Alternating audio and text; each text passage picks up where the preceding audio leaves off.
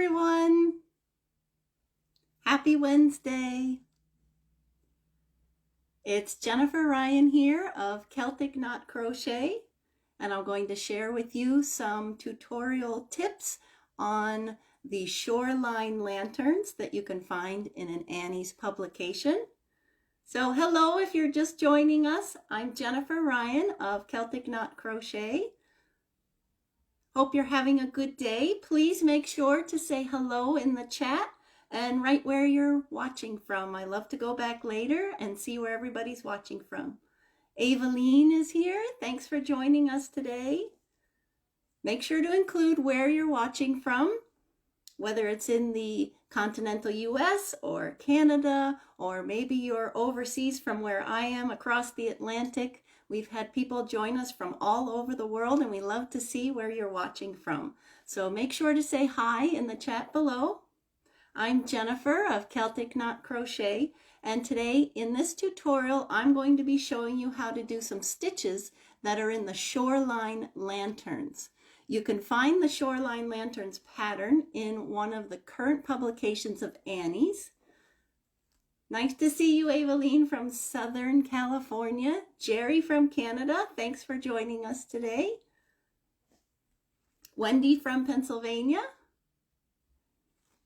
So this is the publication. It's a special issue by Crochet Magazine called Crochet Home, and it has 40 plus great home decor projects inside. All kinds. You can see here on the cover. Jane, thanks for joining us from South Carolina, and Barbara from Indiana. Debbie from New York State, thanks for joining us today. This issue has been out for a couple months, but you can still get it. I saw it in my local craft store, and you can also find it on Annie's website and buy an instant digital download of this issue. The link will be in the description below, so you can purchase that today and get started. Doris from Alabama, thanks for joining us. What I wanted to show you were a few of the other projects that are inside this issue to get you excited about it. There's a really pretty textured poof you can see here. Hi, Beth from Illinois. Oh, another thing I wanted to tell you is we're going to have a yarn giveaway, so stay tuned. I'll tell you about that in a few minutes. You'll win 3 skeins of yarn to make the project I'm going to show you, and you'll also win this issue. You'll be able to make the project with the supplies that are sent to you. And then this right here, super pretty. Sunny garden throw with really pretty flower edging. These are just some of the ones I enjoyed looking at. This one, Ruby's Cafe. This is actually by a designer that lives near me, Agnes Russell. And this is the one, you might have seen it in some of the photos that were out there. This is what we're going to be doing today, the Shoreline lanterns. They work up really, really fast, even though you're using thread. So this is how to enter the giveaway. The thread we're using is Lisbeth size 3, and you'll want to use a 2.75 hook. Most people have that in their crochet bag. And what you want to do is you're going to head to my website, my blog called CelticKnotCrochet.com. And that link will also be in the description below. And you just pop over there and you'll see that there's a blog post with the Shoreline lanterns right there at the top of the page. And you just click on where it says read more so you can read the whole blog post. Scroll to the bottom and just leave a comment. If you've never left a comment on a website before, very, very easy. You can just say hi. You can say I'm watching because I saw you on Annie's, or you can say something about the pattern or the color you'd like to make it in. There really is no wrong comment. So just be nice and add a comment, and I'll select someone on Monday from all those comments to win 3 skeins of the Lisbeth size 3. These are the colors that I used for the lanterns. but you can pick whatever color is available on their website.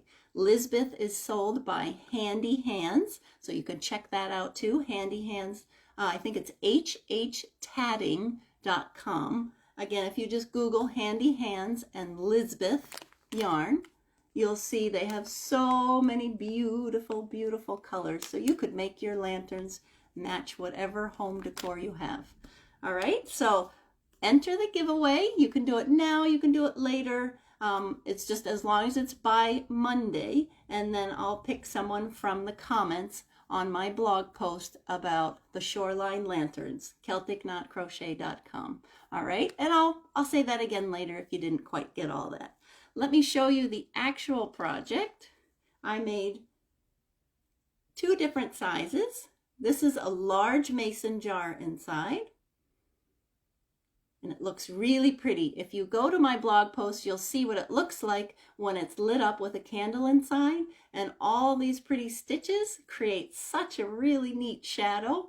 The stitches on the bottom are a little different than the ones around the jar, so it looks really pretty. I wasn't expecting that when I made it. I liked what it looked like without the candle in it. And these stitches right here are called Solomon's knot stitches. Write in the chat if you've ever done Solomon's knot. They look harder than they are. I'm going to show you how to do those today. But can you see okay? So this is the smaller mason jar, but really it's easy to make it for any size you need because you just keep going up, and you can try it on your jar or your glass container and see if it fits, and then stop when it fits. So I have one that I'll show you as we work on the stitches. This here is not a mason jar, it's actually a pickle jar, and it'll fit on that too. So why don't I show you some things with my hands so you can see how everything works together. And I'm going to flip my camera, so just give me a second and you'll see my ceiling. Turn that. All right, so I'm going to show you with some thicker yarn. So as you can see, according to the pattern, you'll see how to make the bottom of this design. It's just simple double crochet in a circle, and then once it matches the size of the bottom of the jar, you're going to start working up the side using the Solomon's knot stitch.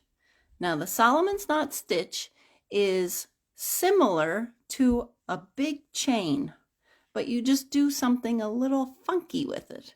So I'm using large yarn first, then I'll show you with the actual yarn. But you can see how it's so open and lacy looking, kind of looks like macrame. I love how it looks. Takes a little getting used to. Of course, I don't know if I would make a project with thick yarn with it. You could experiment, but let me show you. This is how you would just start out doing the Solomon's knot stitch. Then I'm going to show you how to work into it, because you have to build them on top of each other, as you see here. So all you do is you make a large loop. The directions say about 1 inch. This is a little bigger just because I have bigger yarn, but you're going to make a big loop like this. And then what I like to do is I go to make my chain, but I see how I'm squeezing that large loop? I make the chain, but I don't pull it tight. Here is that back bar of the chain hanging out, and then I'm going to put my hook into that back bar, yarn over, pull through, then yarn over, pull through 2. So I just did a single crochet, and now I locked it. See how this stitch, the long chain, is now locked in place. So I'll show you how to do another one, because you do 2 together as you're working on this lantern. So I hold that bottom of my loop so I can pull it up, make a nice long loop. Can you see that okay? And then I keep squeezing that loop with my 2 fingers like this, yarn over, pull through like I'm just going to do a regular chain. But I've kind of stopped it midway. And now I'm going to take my hook, insert it into the back bar of that chain that's sitting right there, yarn over, pull through, yarn over, pull through 2. So I just locked it in place. And now you can see I have 2 Solomon knot stitches, one after the other. And then according to the directions, I'm going to skip 5 stitches, 1, 2, 3, 4, 5, and then slip stitch in the next stitch. And then I would do 2 more. So I pull my loop, nice long loop, yarn over, pull through. I'm squeezing that loop, so I stop the chain in the middle, put the hook in the back, yarn over, pull through, yarn over, pull through 2. One more time, long loop, yarn over, pull through, hook in the back, yarn over, pull through, yarn over, pull through 2. And that's what creates the 2 Solomon's knots together. Now let me show you. You can see it here. When they're around the jar, they're going to get pulled up like this. And that's when you really get to see how lacy they are. So now I'm going to show you how to do it, work into them, and I'm going to use a different color to help you out so you can see it better. It was beautiful and sunny here about an hour ago, and now the clouds moved in. So I think there's enough light here.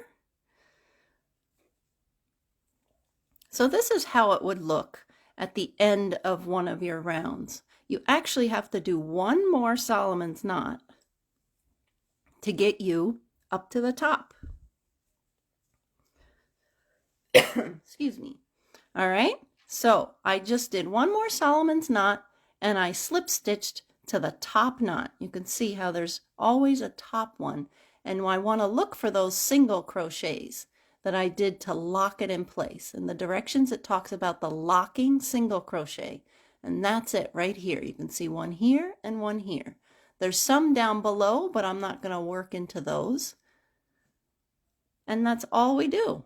We start and in the same place as the locking single crochet, extend our loop, pinch it with your fingers, yarn over, pull through, then put my hook into the back, yarn over, pull up, 2 loops on my hook, yarn over, pull through 2. And there's my locking single crochet and all those nice lacy loops. And then I'll do one more, pull a nice long chain, yarn over, pull through, put my hook in the back, yarn over, pull through, yarn over, pull through 2. And now I have 2 after each other. And I'm going to skip this one that's down low, and I want to go towards that one that's up high. Do a slip stitch in there. And there you can see how they're stacked on top of each other now. See how that worked? Okay, so let me show you again here on the dark one. I'll show it on the dark one. You can see how by working one Solomon knot, then another one, and then anchoring it here at the top of the peak of the one below, and then up and down, anchor here, and you continue like that all the way around. I'll show you once you're finished. If you take your jar, mason jar, like I said, this is a recycled pickle jar, and you can see here is the completed cover. And you have to do a little crocheting, which I'm not going to do today, but I left it a little bit open so it was loose enough to slide on to show you. But you'll actually continue crocheting around the top edge, and that tightens it so it doesn't fall off, and it pulls it nice and snug like that.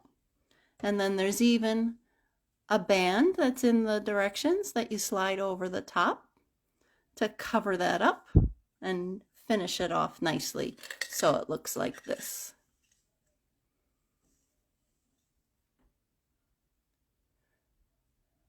Okay, and then if you wanted to see what it looked like, I was going to do one more with the actual yarn, remember that you could win.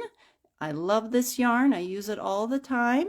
It's not as thin as regular doily yarn, the size 10. This is a little thicker, you can see. So it's easier to work with. So I'll show you one time here with this. That's about an inch. Yarn over, pull through, pinching my chain, put my hook in that back bump, yarn over, pull through 2, and there we go.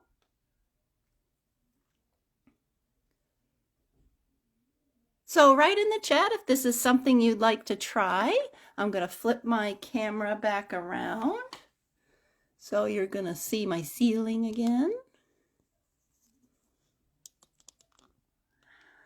There we go.